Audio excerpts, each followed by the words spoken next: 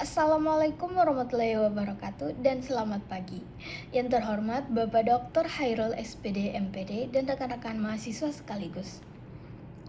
Perkenalkan, nama saya Nardiati Umasugi dari Program Studi Psikologi Fakultas Kedokteran dan Ilmu Kesehatan Universitas Hairun angkatan 2025 dengan NPM 094225 11003.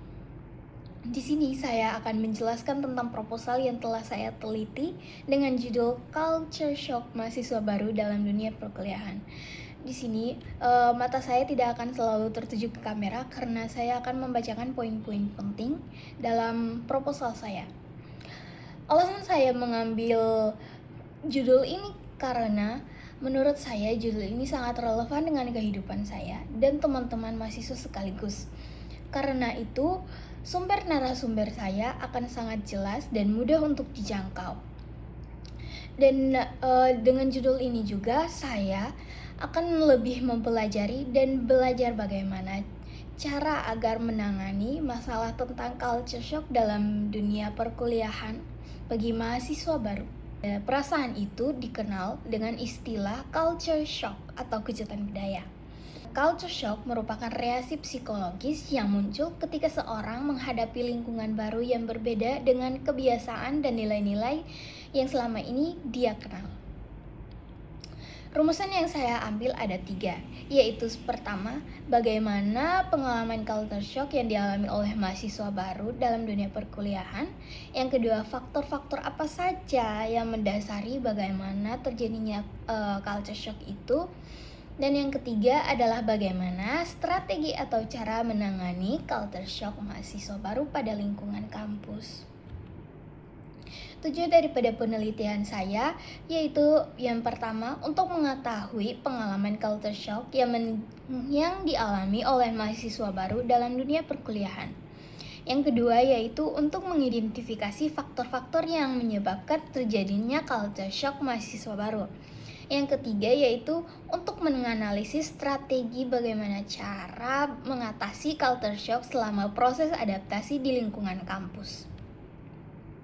Manfaat penelitian saya yaitu ada 2, yaitu manfaat bagi mahasiswa baru, yaitu dapat membantu mahasiswa baru memahami pengalaman culture shock yang mereka alami dan memberikan wawasan tentang cara-cara sederhana untuk mengatasi perasaan tidak nyaman selama masa adaptasi.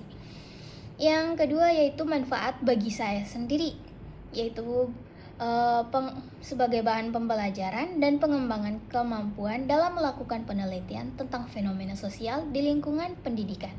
Istilah culture shock pertama kali dikenalkan oleh Oberth pada tahun 1960 untuk menggambarkan respon yang mendalam dan negatif dari depresi, frustasi, dan disorientasi yang dialami oleh orang-orang yang hidup dalam suatu lingkungan baru dengan budaya yang baru juga.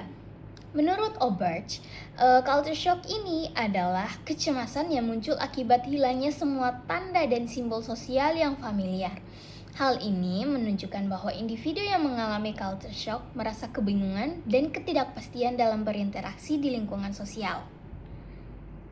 Mahasiswa baru yang memasuki lingkungan perguruan tinggi seringkali menghadapi berbagai perubahan yang memicu culture shock.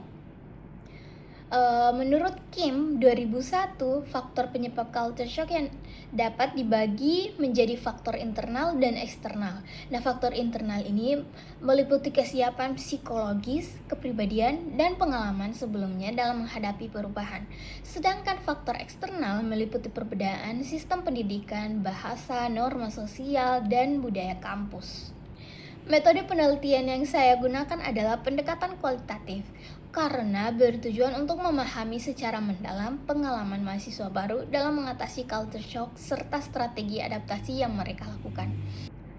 Data-data yang saya peroleh ada 2. Yang pertama yaitu data primer. Data utama diperoleh dari wawancara dengan teman. Yang kedua, data sekunder.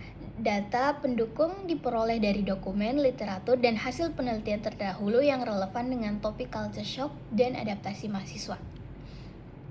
Instrumen penelitian utama yaitu saya sendiri sebagai penelitinya berperan sebagai alat pengumpulan data melalui wawancara semi terstruktur yang memungkinkan untuk menggali informasi secara mendalam dan fleksibel sesuai dengan respon yang diberikan oleh informan. Analisis data yang saya gunakan ada beberapa. Yang pertama yaitu reduksi data, menyelesaikan dan merangkum data yang relevan dengan fokus penelitian. Yang kedua, penyajian data, mengorganisasikan data dalam bentuk narasi deskriptif yang sistematis. Dan yang terakhir adalah penarikan kesimpulan. Sekian presentasi dari saya. Semoga penelitian saya sangat berguna bagi teman-teman sekalian. Mohon maaf bila banyak salah kata. Saya ucapkan terima kasih. Wassalamualaikum warahmatullahi wabarakatuh.